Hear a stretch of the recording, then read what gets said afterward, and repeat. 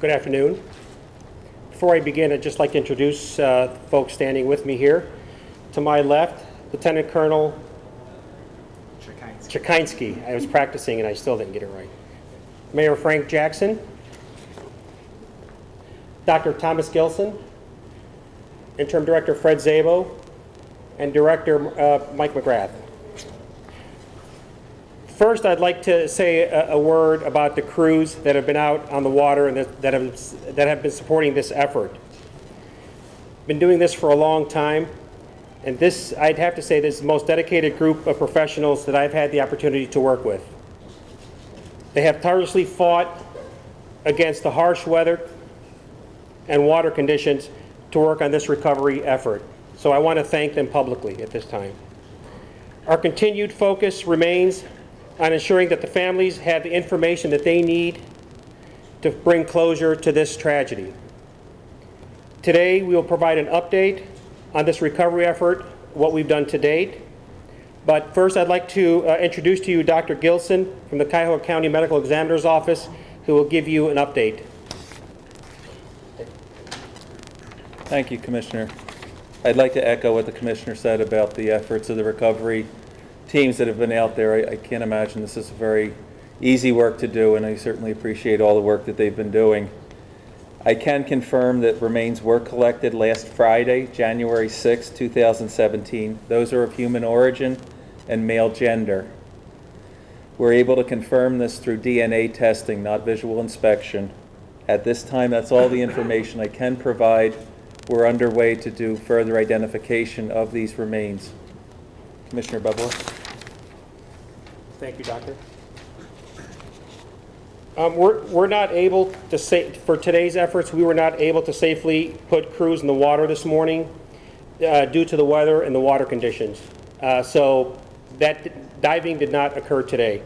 However, despite some difficulty with the ice on the water yesterday, we were able to go out and begin recovery efforts yesterday. So yesterday we were very busy doing recovery efforts.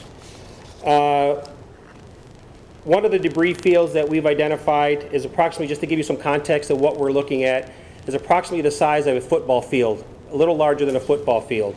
And that we were able to identify with sonar and some of the other equipment that we had available to us. In this debris field, there are 4 dive sites that we are currently diving to.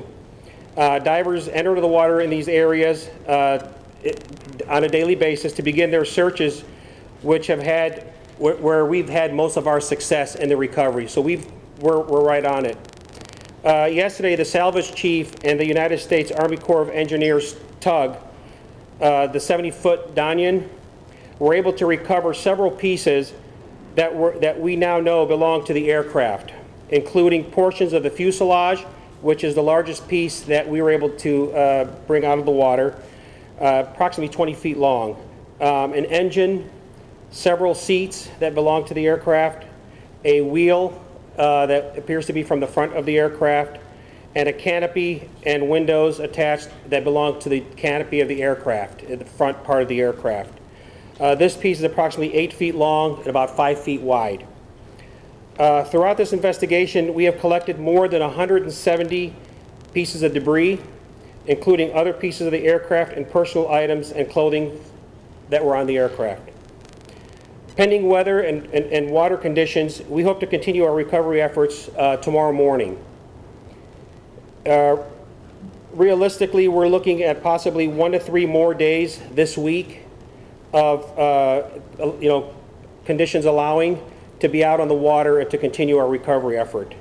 We would like to take at this point, I'd like to take a quick moment to recognize some of our partner agencies that have helped with the recovery effort, both in the water and behind the scenes. It's somewhat of a long list, but please bear with me. Cleveland Fire, Cleveland Police Department, Cleveland EMS, the Cleveland Metro Park Rangers, Akron, Toledo, Brecksville Fire, New York State Police Dive Team, Ohio Department of Natural Resources, U.S. Coast Guard, U.S. Army Corps of Engineers, U.S. Geological Survey, the NTSB, the FAA, and many more other folks who have offered to help. These agencies have been tremendous partners, and we are very grateful for all that they continue to do regarding this effort. At this point, I will turn it back over to Michelle. At this time, we will take a few questions, so if anybody has anything they'd like to ask, keeping in mind this is an active investigation. What were the family's reactions when you told them that the human remains were male? You know, if I can say one thing about the family, it's a tremendous family. We've had the opportunity to spend some time with them over the past few days. It's a very classy family, tremendous family, very strong family, and you know, their reaction would be, you know, what any other family would react to being told this information. So, does it appear the plane broke apart on impact? the debris that we're finding says that. Again, it's an active investigation, so once we're able to obtain additional debris, the NTSB and the FAA will come together and they'll, you know, basically identify, they'll have an answer to that question. But right now, we're removing, you know, large pieces and small pieces. Is it only being housed here, or is it being shipped out somewhere for the NTSB to investigate? The debris is being housed at a secure facility here in the airfield. The voice recorder box, has any message been delivered thus far? The cockpit voice recorder box, or CVR, was taken Friday by the NTSB, and it is in Washington right now, and they're doing their analysis. Has any information been gleaned from that so far?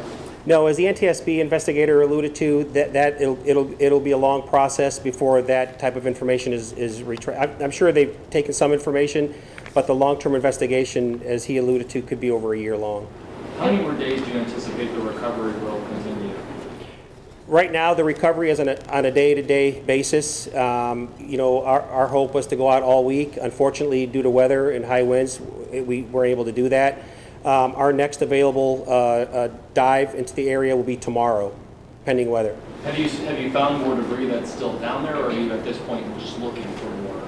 We've identified a number of areas that may potentially have debris, and so the plan for now is to dive tomorrow on these sites that we've identified and to recover whatever we can.